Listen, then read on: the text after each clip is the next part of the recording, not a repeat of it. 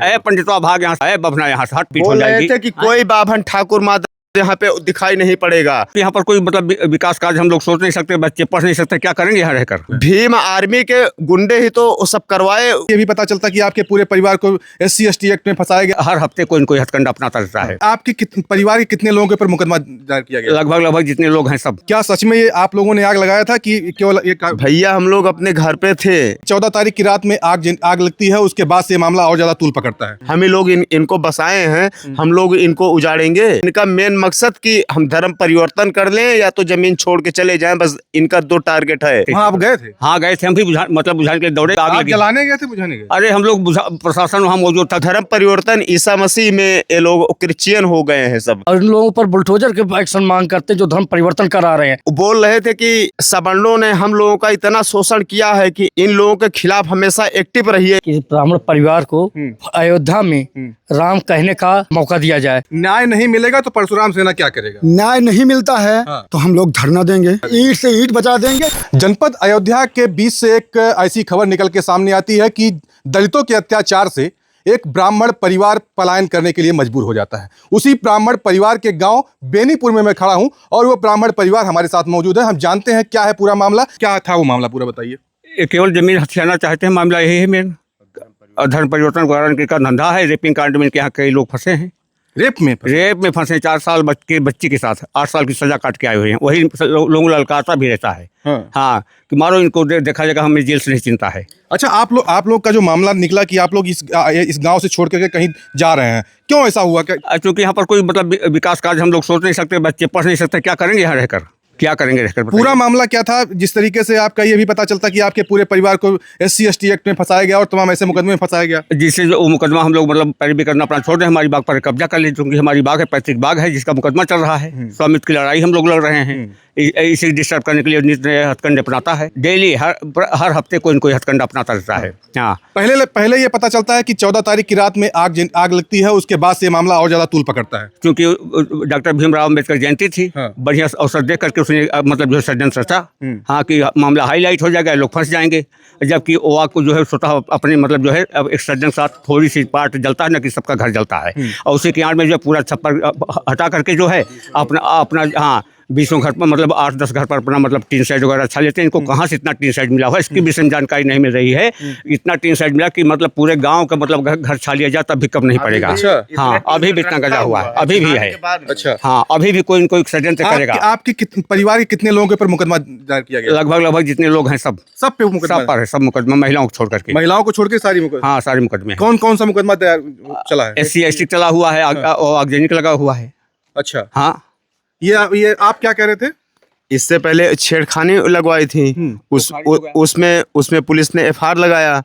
उसके पहले भी SC एक्ट के लिए ये एप्लीकेशन डाले थे, उसमें पुलिस ने FIR लगाया। उसके बाद में लास्ट में वो पटेल साहब आए थे, इंचार्ज साहब, उनकी मानसिकता ही कुछ और थी। वो हमारे भाई को सिर्फ इनके एक एप्लीकेशन पे ले जाके CO साहब के यहाँ पेश करवा के और सुबह 151 हुआ, मारे भी इनको वो, और 2-3 चट्ठा। उसके बाद में सुबह 151 हुआ और 24 घंटे बाद SC एक्ट की कार्रवाई कर दी। अच्छा, ये बताइए, जिस तरीके से 14 तारीख के बाद से मामला ज़्यादा तूल पकड़ा, क्या सच में ये आप लोगों ने आग लगाया था कि केवल ये? भैया हम लोग अपने घर पे थे, हम घर पे थे, और पूरे इलाके में आप किसी से पूछ लीजिए और किसी कास्ट से पूछ लीजिए, उन्ना की ब्राह्मण से आप पूछ लीजिए कि हम लोगों का चरित्र या कैडर यही है कि हम लोग आग लगाएंगे इनके घर में, एक झोपड़ी में हम ही लोग इनको बसाए हैं, हम लोग इनको उजाड़ेंगे। मतलब आप लोग ब्राह्मण होने की सजा काट रहे हैं? भैया ब्राह्मण होने की इनका मेन मकसद कि हम धर्म परिवर्तन कर लें या तो जमीन छोड़ के चले जाएं, बस इनका 2 टारगेट है। धर्म परिवर्तन ईसा मसीह में ये लोग क्रिश्चियन हो गए हैं सब। अच्छा, ये क्रिश्चियन हो गए? हाँ ये क्रिश्चियन हो गए हैं। बाइबल की किताबें ये SCO में जिनको अनपढ़ वो समझती हैं उनको बांटती हैं, सवर्णों में भी जो कम पढ़े लिखे हैं उनके यहाँ जाती हैं। सवर्ण समाज में भी कम पढ़े लिखे के यहाँ लोग कन्वर्जन करवा रहे हैं? बिल्कुल जाते हैं। और आज से नहीं, एक एक ही बॉर्डर का पांडे है वो भी धर्म परिवर्तन कर चुका है। मतलब ब्राह्मण धर्म परिवर्तन कर चुके हैं। पांडे ओम प्रकाश पांडे उनका नाम है, वो भी कर चुका है। अच्छा, ऐसा भी मामला है कि आप लोगों के ऊपर भी दबाव बनाया, आपकी माताजी के ऊपर भी दबाव? बिल्कुल बिल्कुल, हमारे माताजी को ये किताब देके गई थी। हम भाई को लेके हम लखनऊ में एडमिट थे। जब हम 5-6 दिन बाद आए, दरवाजा में हम बैठे थे तो हमने कहा कि अम्मा ये कैसी किताब है? तो ये हमसे कहने कि भैया वो जगराम की औरत राजपति दे के गई, अब पता नहीं अब कैसी ये किताब है। तो हमने कहा कि लाओ देखें। जब देखे तो उसमें यीशु मसीह का फोटो बना था। उसके बाद में उस पे ढेर कुछ मतलब यीशु ने ये कहा था, वो कहा था, मतलब सब मतलब भगवान राम की नगरी में ईसा मसीह आ गए। बिल्कुल बिल्कुल भैया। और ये आज से नहीं 3-4 साल से ये औरत ये लगातार एक्टिव है। अब 50 औरतों को क्षेत्र में जोड़ चुकी है। अगर हम लोगों के बात में उदम नहीं है तो इसकी गोपनीय जांच सरकार करवा ले। यही ग्राम सभा में सिर्फ आपको हम बता रहे हैं कम से कम 20 से 30 औरतें धर्म परिवर्तन कर चुकी हैं। आपके ग्राम सभा में से इसी ग्राम सभा में गोपनीय जांच करवा लें। नहीं तो आप चलिए, अभी आपको हम डायरेक्ट, आप माइक लगाइए, औरतों से अगर हाँ न करवा दिए तो आप बताइए। डायरेक्ट वो हाँ करेंगी आपसे कि हाँ हम ईसा मसीह को मानते हैं और हमने ज्वाइन किया है।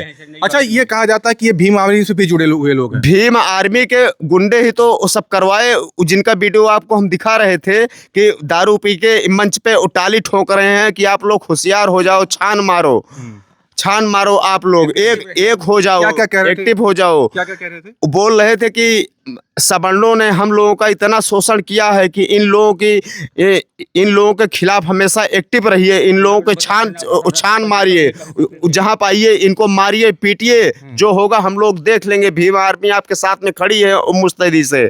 आप लोग अगर इनकी हत्या भी कर दोगे तो हम चंदा लगा के छुड़वा लेंगे। अच्छा, ऐसा भाषण नशे में बोल रहे थे, सब दारू पिए थे ऑल टोटल भैया। और जो आग लगी छप्पर में, वहां पे मुर्गा बना रहे थे। आज सुबह एक ऐसे खुद हमारे दरवाजे पे आया। कुछ ऐसा भी बता रहे थे आप लोग, आतिशबाजी?